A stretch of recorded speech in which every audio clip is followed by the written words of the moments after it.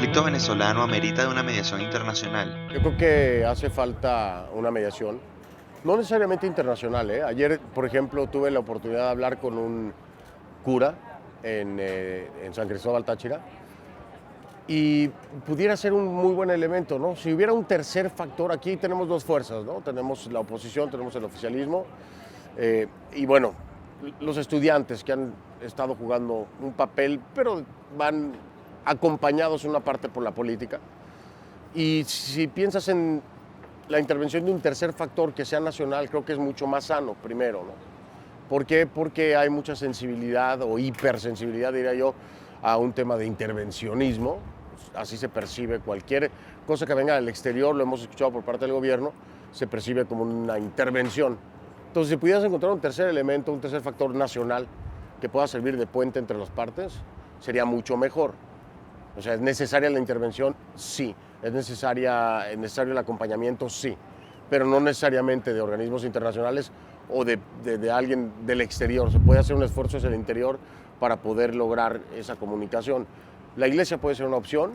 Hay una reflexión muy interesante que me tocó sacarla en conclusiones, es decir, era una conclusión de conclusiones, valga la redundancia.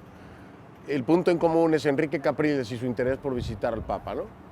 El mismo punto en común tuvo Maduro en su interés por visitar al Papa. Entonces ahí te habla de que tal vez ese punto sería la coyuntura. Y creo que no se ha intentado todavía. A pesar de las reservas del chavismo con la iglesia, No es que considere que la iglesia pueda ser el factor. Es el ejemplo que les pongo Aquí hay tres cosas. La conexión Capriles-Papa o iglesia. La conexión Maduro-iglesia. La intención de la iglesia de participar en. Entonces, yo creo que se debería hacer el ejercicio, nada más para intentarlo. O sea, si ya están esos elementos, ¿por qué no lo intentas? Si no funciona, bueno, hubo un intento. Porque sí, si no funciona, yo estoy convencido de que el siguiente paso es una instancia internacional que pueda servir de mediador. O un país considerado amigo por parte del gobierno, tal vez. Pero me parece que si se brinca de esto a necesariamente la participación de un organismo internacional sin haber hecho este ejercicio, se estaría brincando un paso muy importante que puede salvar a los venezolanos de muchas cosas, ¿me entiendes? Y hacer menos compleja la situación que ya se está viviendo en el intento de recuperar al país y la crisis que está enfrentando. se han forzado los límites del sistema democrático. Bueno, aquí hay una defensa en el término de procesos electorales, que los procesos electorales se llevan a cabo en democracias. Pero eso no quiere decir que seas democrático. La democracia es mucho más que una elección. La democracia va acompañada de muchas cosas más que una elección. El reducirlo a que porque tienes un proceso electoral es democrático es una falsedad, ¿no? Así que habría que revisitar precisamente abundar en por qué se debe considerar que es una democracia. Porque la respuesta sistemática e inmediata de los procesos electorales en el país no te hace ser democrático. ¿Qué factores inciden con más fuerza en el cuestionamiento? La criminalización de muchas cosas, como la protesta, ¿no? El derecho a la protesta. Criminalizarlo necesariamente, pues te habla de que no es realmente una democracia, ¿no? Yo no estoy diciendo que, no, y que quede bien claro, porque aquí hay una confusión. Cuando entonces uno valida un derecho a la manifestación o a la protesta, entonces, es que uno apoya a los delincuentes. No. A ver, vamos a aclarar las cosas. Muy importante el pensar que existe un derecho a la protesta y que dentro de ese derecho a la protesta puede haber grupos que estén infringiendo la ley. Esto es parte de. Los países democráticos tienen protestas y en las protestas se sanciona y se arresta a aquellos que infringen la ley. Hay otras protestas que no tienen que ser atendidas por organismos o por policías o arrestar a nadie.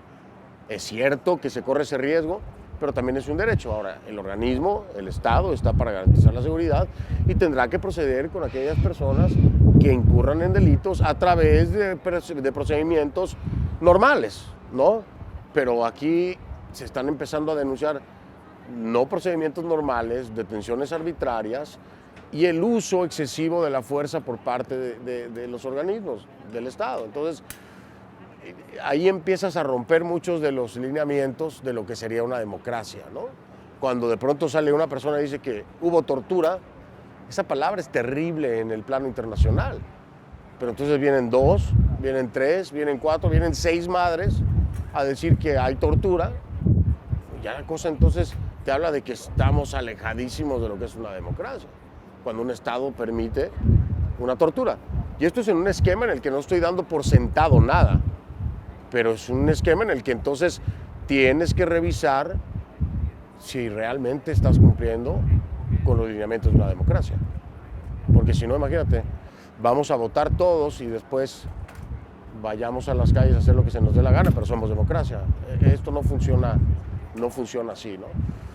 Y creo que desde esa perspectiva se deberían de ver muchas de las cosas que están pasando de los dos lados, porque tampoco justifican algunos actos por parte de opositores al gobierno.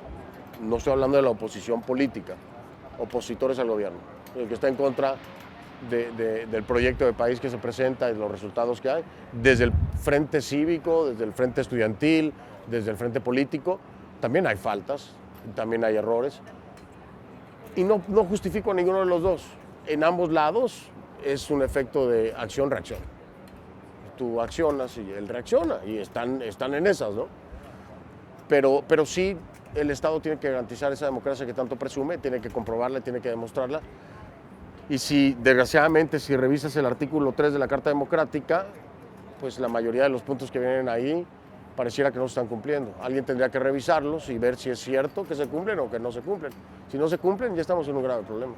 ¿Cómo te sientes con el trabajo que has venido desempeñando en el país? Les quiero dar las gracias porque han tenido la confianza, no solamente de permitirme cubrir lo que es el conflicto que está viviendo, sino de darme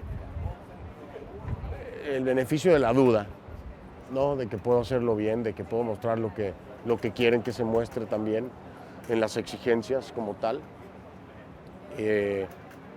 y que entiendan que mi programa, el trabajo de nosotros como periodistas, no es para atender la demanda de un grupo político o de una ideología, y esto va para todos los bandos, ¿no? Porque los venezolanos son todos, y cuando me pides una opinión o un mensaje para los venezolanos, tengo que incluir, yo sí quiero ser incluyente, y tengo que incluir a todos, ¿no? Opositores y oficialistas. ¿Es difícil el acceso a la fuente oficial? Que no es que se atienda, pero cuando no se tiene acceso, ¿no?, a una de las partes, no tenemos por qué dejar de mostrar la realidad. Que no se confundan en cuanto a desatender o ser tendencioso o sesgado, como le llaman. Cuando no tienes acceso, no tienes acceso, pero la realidad sigue ocurriendo, yo la tengo que mostrar. Y bueno, el mejor ejemplo es que desde el 14 de abril estoy invitando al presidente Maduro a hablar conmigo, y el presidente Maduro no quiere hablar conmigo. Habla de mí, pero no habla conmigo, ¿no? Y a lo mejor él dirá lo mismo, Fernando habla de mí, pero yo sí le pedí hablar conmigo, ¿no? Y lo mismo con Diosdado Cabello, y lo mismo con Delcy, y te puedo hablar de casi todo el gabinete. El único que quiso hablar conmigo fue Jagua, pero yo no sé si quiere hablar después, el canciller, ¿no? Así que cuando tenga acceso, si me dan una semana de entrevistas con cada uno de ellos, tendremos una semana de un solo lado, ¿no? Tal vez. Pero bueno, a todos los venezolanos que se enteren de eso para que no piensen que hay un sesgo. Hay una falta de acceso a, ¿no? Y finalmente el compromiso con la comunidad internacional, con el pueblo venezolano, de que se sepa lo que pasa aquí y que se tomen cartas en el asunto.